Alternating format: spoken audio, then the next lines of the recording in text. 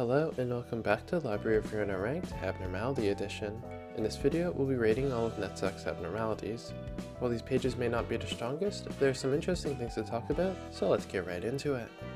Starting with Tier 1 pages, in F tier we have Elation. This page gives a single ally 1 dice power, but cuts their max stagger resist in half. While I like dice power, this is a pretty crazy downside. When you consider that this page is a -2, it means that you've had to lose a lot of clashes already, and it's likely that you're losing somewhat, so making a librarian easier to stagger is probably not worth it. Our D tier page is Thorns. This page gives a buff to a single ally that makes their pierce attacks inflict 1 thrill to the target, and against targets with 3 or more thrill, it deals between 2 and 7 bonus damage and stagger damage, then removes all stacks of thrill, and these effects exclude mass attacks. This is basically 1.5 pierce damage and pierce stagger damage, but less consistent and usually a bit worse since needing to get 3 hits means that the enemy might die with stacks of thrill, which reduces its effective damage. This would normally be an F tier page, but it isn't more downside than upside, so it avoids that unfortunate fate. In C tier, I put Echoes from Beyond. This page deals 5 to 10 stagger damage to all enemies and recovers 5 to 10 stagger resist to all allies. This is a swing of, on average, 75 stagger, which isn't incredible, but it isn't nothing. It gets a slight boost because it can help stagger an enemy who's low on stagger resist, or help an ally who's about to get staggered when it's relevant, but other than those niche situations, I generally avoid this page. For B tier, we have Tentacles. This page gives a buff to a single ally that reduces the max stagger resist of enemies by 5% when they hit with pierce attacks, up to a max of 50% reduction, but excluding mass attacks.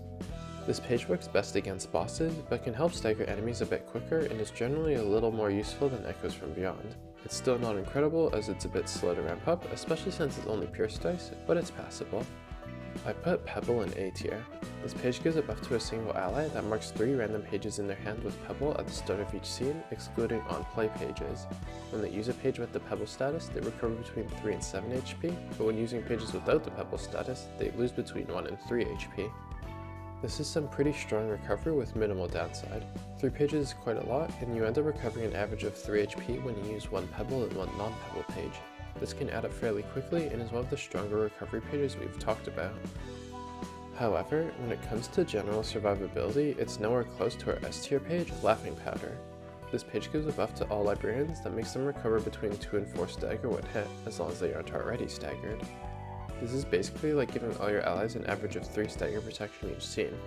It has really great synergy with Mirage, which is a plus, but the hit that staggers them doesn't recover stagger resist, so if they get hit for exactsies or close to it, then it's worse than stagger protection. In general though, this just gives you a really nice safety net for your librarians to not get staggered, and is one of the first pages I think about when I think of Netzach's floor. Moving on to tier 2 pages, in F tier we have Autumn's Passing. This page gives a buff to a single ally that makes them inflict 1 aroma when hit. Aroma is a status defect that makes the character take stagger damage equal to the amount of aroma they have, then have the amount at the start of each scene.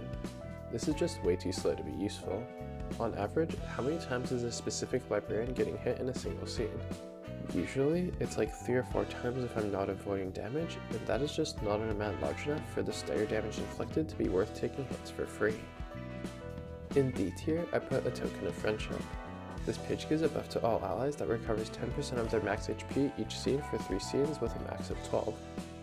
This page recovers up to 180 HP over 3 scenes, which is fairly strong, but there are a few things holding this page back.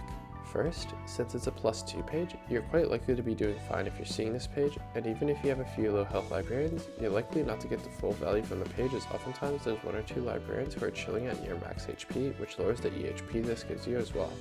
Finally, there aren't many pages that can reach 120 plus HP, with Eugen and Greta being the only ones above it innately, so you lose more EHP from that as well. If this was a -2 page, it'd probably be a bit higher, but since it doesn't show up when you need it most, it's stuck quite low. I put Flower Petals in C tier. This page gives a buff to a single librarian that makes it so that when they take damage greater than 10% of their max HP, all enemies take 4 to 8 stagger damage and the librarian recovers 5 to 10 HP. This page is a decent sustain and damage tool wrapped up into one. It's notably stronger on worse pages, and there's a funny build you can do in Early Nightmare by either running a page below 70 HP like Mars or Olga, or 50 HP like Jack, although you'll have to attribute speed on them. You put Wrath of Torment and maybe Desperate Struggle on them, and this page will trigger every time you use those pages. Of course, this is at the cost of using a low HP page, potentially without speed innately, for little value. Aside from that though, when you do take damage, It's often because you get hit with a page that you can't easily beat in a clash, which will often deal more than 10% of the librarian's max HP, so it'll trigger more consistently than one might think. In B tier, we have Teardrop. This page gives a buff to a single librarian that gives them 1 dice power, and when they die, all characters take 50% of the selected librarian's max HP as damage with a max of 60. This is a power booster that I actually like. Universal power is nice, although only one makes it feel a bit weak compared to pages on other floors, with a bit of extra bonus thrown in to help make up for that. Like Malky's Footfalls, this page can help you get the Mutually Assured Destruction achievement, but is actually useful outside of that. For A tier, we have Ever Repeating Performance. This page adds a card Ever Repeating Performance to a librarian's hand. This page is a 3-cost single-use mass individual rolling 1-1 blunt that on use ends the scene. At the start of the next scene, the user's HP and stagger resist return to the value it had when acquiring the page, and they fully restore their light. This page is kind of like a panic button for when the opponent is casting a bunch of scary cards or mass attacks. Notably, you can make it such that you cast other mass attacks before this one to get some free damage in, but it's generally just a very strong silver bullet card. In S tier, we have Incomprehensible. This page gives a buff to a single librarian that makes them inflict 1 feeble and disarm next scene when making one-sided attacks at a 50% chance, increasing by 10% for each successful attack, but you only get that buff up to 3 times per page, and the entire effect excludes mass attacks. This is a very strong debuff page, lowering your opponent's dice power by some pretty high amounts if you can get some free hits in. It has some extra synergy with Discipline or Trash Disposal since they have a potential plethora of offensive dice, but even without those, it's one of the most potent debuff pages in the game.